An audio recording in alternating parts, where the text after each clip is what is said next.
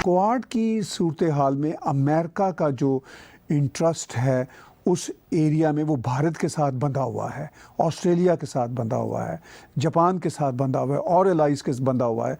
और जयशंकर जी ने अभी इसी इनकलेव में ये भी कहा कि हम इंडिपेंडेंट भी अपने इंटरेस्ट को देखेंगे, लेकिन जहाँ कहीं हमारे इंटरनेशनल स्टेक होल्डर्स के साथ इंटरेस्ट आपस में मिलेंगे उस पर भी हम काम करेंगे। तो इस सारी सूरत हाल में चाइना का फर्दर पाकिस्तान को क्या मैसेज होगा, और चाइना का भारत के मामले में अब ये जो एक नया क्वाड का नई यूएस एडमिनिस्ट्रेशन में फिर क्लियर कट एक डिसीजन आया है, एक इम्प्रेशन आया है, तो चाइना फर्दर कितना पीछे हटेगा? पीछे तो हट रहा है।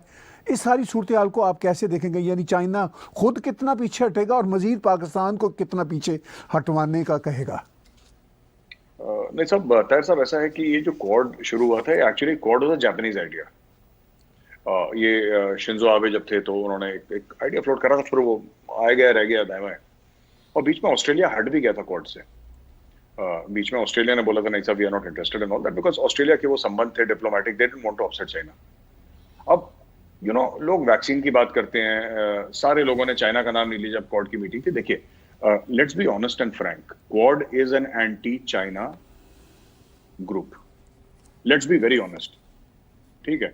बाकी आपको वैक्सीन सप्लाई करनी है, आपको ये करना है, कल्चर की बात करनी है, सब ठीक है। बेसिकली चाइना को ठोकने का प्रोग्राम है ये, और आई थिंक ठीक ठाक प्रोग्राम है, अच्छा खासा प्रोग्राम है। अब मैं आपको बताता हूं, जब जापान ने क्वाड का आइडिया लगाया था तब तो कोई ज्यादा इंटरेस्टेड नहीं था, इंडिया भी इंटरेस्टेड नहीं था, ऑस्ट्रेलिया तो पीछे ही हट गया था पूरा, अमेरिका थोड़ा बहुत इंटरेस्टेड था लॉन्ग टर्म।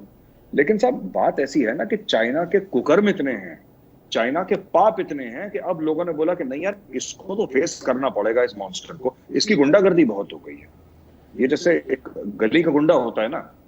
अब जब तक ये गुंडा तो धमकाता रहेगा, अगर इसको मिलके लाइन पे नहीं लाए, ये हमारा जीना मुश्किल करेगा, पहले इसको सेट करो। तो अब ये लोग आपस में मिल गए। फ्रांस खुद कह रहा है कि अब एक बातचीत चल रही है कि may be France would like to become part of the quad.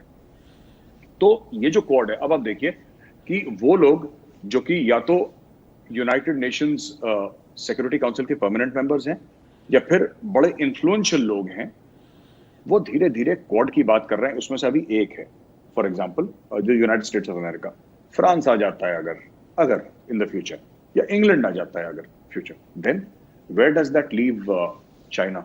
Because all these are nuclear powers. और धीरे धीरे धीरे दुनिया को एक और चीज समझ में आ गई है कि साहब, ये चाइना से जो, चाइना का पावर मिलिट्री नहीं है, चाइना का पावर इकोनॉमिक है। और अगर हम, और चाइना ने कोई चीज इन्वेंट नहीं करी सर, चाइना ने गूगल नहीं बनाया, चाइना ने फेसबुक नहीं बनाया, चाइना ने ट्विटर, इंस्टाग्राम कुछ नहीं बनाया। चाइना ने जो भी करा है दूसरे को डुप्लीकेट करके अपनी इकोनॉमी बनाई है। आप एक ओरिजिनल चीज बता दीजिए तो किसी चीनी ने बनाई? कुछ नहीं बनाई। सबका माल चेप के वहीं पे उसका डुप्लीकेट बना के पूरी उसकी कॉन्ट्रैक्ट, जिसको कहते हैं, मैन्युफैक्चरिंग करता है चाइना। तो इस तरीके से करता है वो, जिसको ना पाकिस्तानी कहते हैं छापा वाला, तो वो नकल मार के छापा करके वो चाइनीज करता है। तो ये अगर इससे हम लोग, अब इंडिया में जैसे बहुत बड़ा चाइना को झटका लगा, मैक्सिमम अब आप देखिएगा 4-5 साल में India will become I think the top mobile manufacturer in the world. Apple ने अपनी काफी हद तक अपनी लाइन यहाँ पे शिफ्ट कर ली है, जो फॉक्सकॉन कंपनी है जो मेन मैन्युफैक्चरर है एप्पल की, सैमसंग की यहाँ पे, और भी दीगर ब्रांड हैं, बड़े बड़े ब्रांड हैं जो आ रहे हैं इंडिया में, और जो इंडिया में अपनी फैक्ट्रीज लगा रहे हैं चाइना से धीरे धीरे हटा के। तो ओवर पीरियड ऑफ 4-5 ईयर्स ये पूरा कंप्लीट हो जाएगा मामला। टेस्ला ने इंडिया में फैक्ट्री लगा ली है, इलेक्ट्रिकल कार्स की लगा रहे हैं अपने कर्नाटका में। कहने की बात यह है ना कि ओवरऑल अगर आप तनाजुर देखें, ओवरऑल एक पिक्चर देखें इसकी कि किस तरफ जा रहा है। आपने बोला चाइना के लेके आए, फिर पाकिस्तान के लेके आए। इसका सिंपल सी बात यह है कि चाइना के लिए खतरे की घंटी है, और पाकिस्तान अभी किसी गिनती में नहीं आता, क्योंकि ये हाथियों की लड़ाई है ताहिर साहब, ठीक है? और मैं तो यही कहूंगा जो पाकिस्तानी, और मैं इसको कोई डेरोगेटरी सेंस में नहीं बोल रहा, मैं तो एज अ ह्यूमन बीइंग में समझाने की बात कर रहा हूं।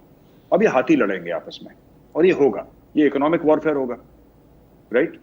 इसमें भगवान ना करे, इसमें लड़ाई झगड़े पे नौबत आ जाए, भगवान ना करे, क्योंकि फिर लोग मारे जाएंगे। लेकिन इकोनॉमिक वॉरफेयर होगा, एक दूसरे पे सैंक्शंस होंगे, एक दूसरे पे कंट्रोल्स होंगे, ट्रेड वॉर्स होंगे, ये सब होने वाला है।